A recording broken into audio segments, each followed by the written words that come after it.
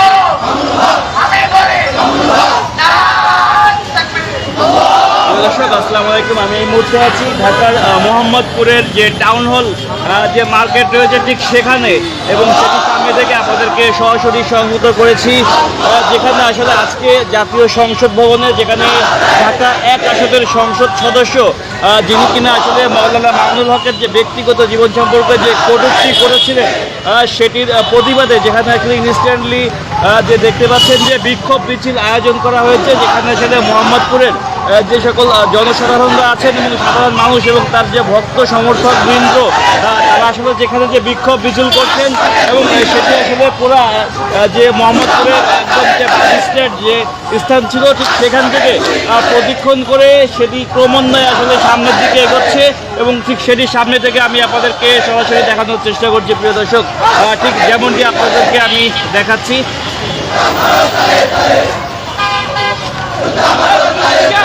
তারা যে আসলে বিভিন্ন স্লোগান এবং স্লোগানে মুখরিত করে তুলছেন এবং সেই দৃশ্যটি আমরা আপনাদের ঠিক দেখানোর চেষ্টা করছি প্রিয় দর্শক। এই আস্তে আস্তে করবেন।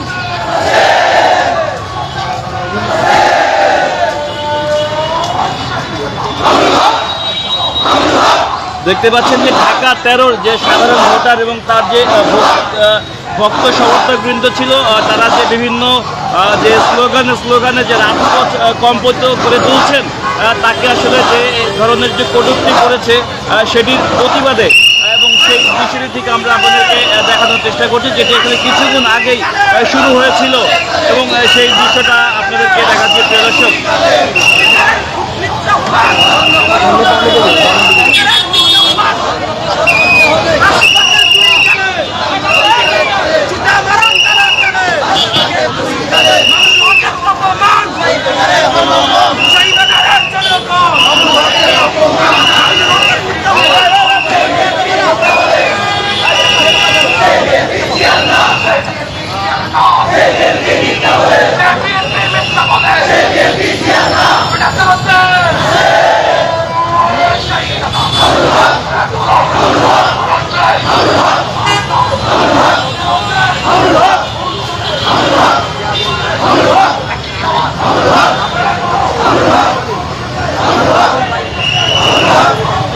দর্শক দেখছেন যে তার যে ভক্ত সমর্থক বৃন্দ রয়েছেন, তারা আসলে যে বিশাল যে আসলে প্রায় কয়েকশো মানুষের যে বিক্ষোভ মিছিল, যেটি ইনস্ট্যান্টলি তারা আসলে যেটি সংগঠিত করেছে, সেটি এই মুহূর্তে যে টাউন হল কেন্দ্রীয় জামে মসজিদের সামনে প্রদীক্ষণ করছে এবং এখানে হয়তোবা তারা কিছু বক্তব্য দিবে, ঠিক সেটি আমি আপনাদেরকে দেখানোর চেষ্টা করব প্রিয় দর্শক।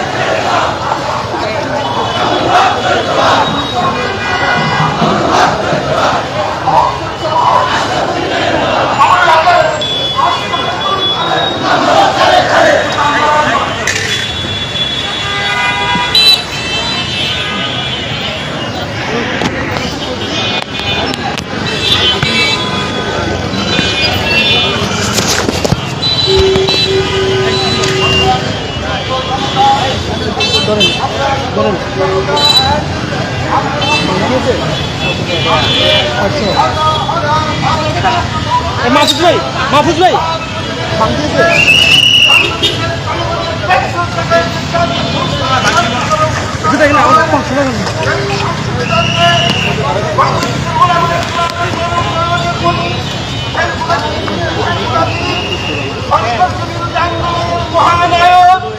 এদেশের লক্ষ কোটি তৌহিদি জনতার প্রাণ স্পন্দন আল্লামা মামুনুল হককে নিয়ে মহান সংসদে যে কটূক্তিপূর্ণ বক্তব্য রাখা হয়েছে, গোটা জাতীয়টি স্তম্ভিত হয়ে পড়েছে।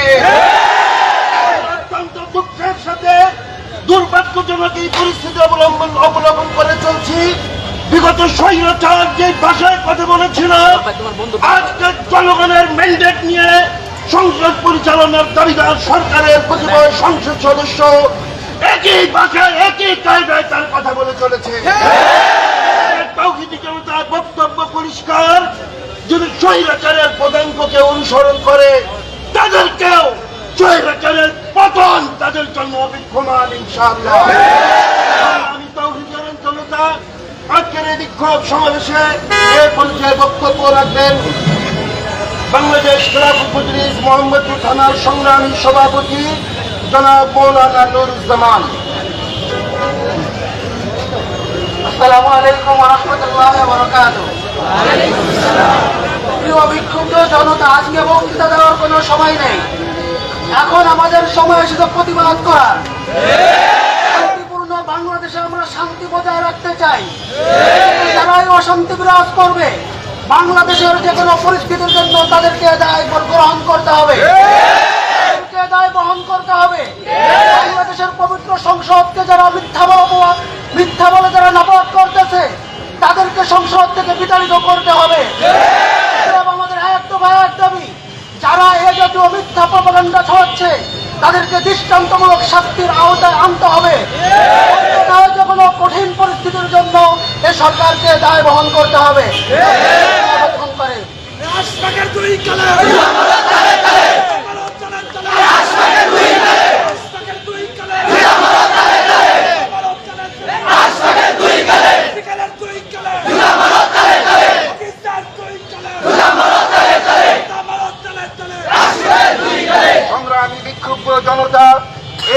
বক্তব্য রাখবেন বাংলাদেশ খেলাফত মজলিস কেন্দ্রীয় কমিটির সংগ্রামী সাংগঠনিক সম্পাদক জনাব মৌলানা ফয়সাল আহমদ।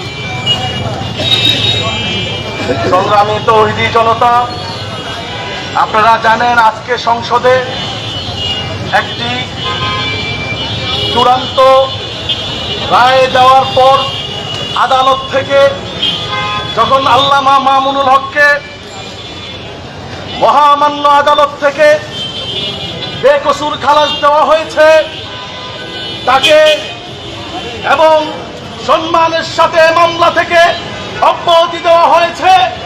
আজকে সংসদে সেই বিষয়টাকে এনে আবার বাংলাদেশকে অস্থিতিশীল করার চক্রান্ত তৈরি করতে চায়। সংগ্রামী তৌহিদি জনতা, বিএনপি সরকার, আপনারা যেভাবেই ক্ষমতা আসেন, আপনারা এসেছেন, শপথ নিয়েছেন। মাননীয় প্রধানমন্ত্রী তারেক রহমান সাহেব, আপনি বলেছেন 5 বছর আপনারা ক্ষমতায় থাকবেন। আমার মনে হয় না আশফাকের মতন মাতাল আর মেজর হাফিজের মতন অবদর্থকে যদি আপনারা ক্ষমতায় রাখেন, 5 বছর তো দূরের কথা, 5 মাস, আগামী 5 মাস ক্ষমতায় থাকতে পারেন কিনা সন্দেহ তৈরি হচ্ছে। স্পষ্ট ভাষায় বলতে চাই, বাংলাদেশ খেলাফত মজলিস এদেশের বেশি আসা কোন সংগঠন নয়। আল্লামা মামুনুল হক কচুরি থানার মতন বেশি আসে না। আল্লামা মামুনুল হক বাংলার আপামর জনতার নয়নের মণি। মামুনুল হকের বিরুদ্ধে যে কোনো দিক করবে তাকে বাংলাদেশে অবাঞ্ছিত ঘোষণা করা হবে। স্পষ্ট ভাষায় শেষ বক্তব্য, আগামী জুমার আগে যদি আশফাক মাতাল ক্ষমা না চায়, মেজর হাফিজ তুমি কেমন মন্ত্রী এমপি হইছ আমরা জানি, তুমি তো -2 ফর্মুলার প্রধান নায়ক ছিলা। খালেদা জিয়ার বিরুদ্ধে তুমি সাক্ষ্য দিয়ে তাকে মাইনাস করার চক্রান্ত তৈরি করেছিলে। দুজন যদি আগামীকাল জুমার আগে যদি ক্ষমা না চাও, জুমার পরে সারা বাংলাদেশে প্রতিবাদের জ্বর তৈরি হবে, তার দায়ভার বাংলাদেশ সরকারকে নিতে হবে। শেষ বক্তব্য, মোহাম্মদপুর আমরা সুশৃঙ্খল শান্ত থাকতে চাই, বিশৃঙ্খল আমরা তৈরি করতে চাই না। কিন্তু যদি আমাদের নিরপরাধ আমির মজলিস আল্লামা মামুনুল হকের বিরুদ্ধে আঙ্গুল তোলা হয়, সে আঙ্গুল পাকা করে ভেঙে ফেলা হবে। যদি চোখ তোলা হয়, সেই চোখকে আমরা নিস্তব্ধ করে দেব ইনশাআল্লাহ। আজকে যারা আপনারা এখানে উপস্থিত হয়েছেন, সাথে সাথে রাস্তায় নেমে এসেছেন, আপনাদেরকে মোবারকবাদ জানাই। বাংলাদেশ খেলাফত মজলিসের মোহাম্মদপুর থানা সহ কেন্দ্রীয় কমিটির পক্ষ থেকে আপনাদেরকে মোবারকবাদ জানাই। ইনশাআল্লাহ আবারও দেখা হবে রাজপথে, মিছিলে, ময়দানে, বক্তৃতায়, স্লোগানে। যদি এই কটূক্তি এবং ক্ষমা না চাওয়া হয়, এই আন্দোলন দাবানলের মতন চলে উঠবে। টেকনাফ থেকে তেঁতুলিয়া, রূপসা থেকে পাথুরিয়া, জনগণকে সামনে নিয়ে আবারও 5ই আগস্টের মতন এই জালিম শাহীদেরকে পতন করায় যাবে।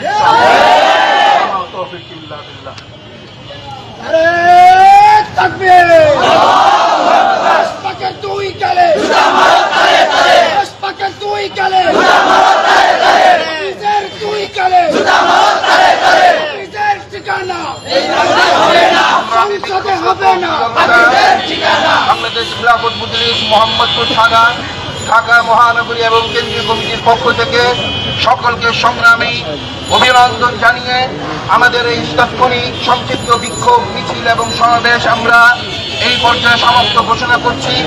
আমাদের সম্মানিত সাংগঠনিক সম্পাদক ঘোষণা করেছেন, আমরা আলটিমেটাম দিয়ে দিয়েছি, যদি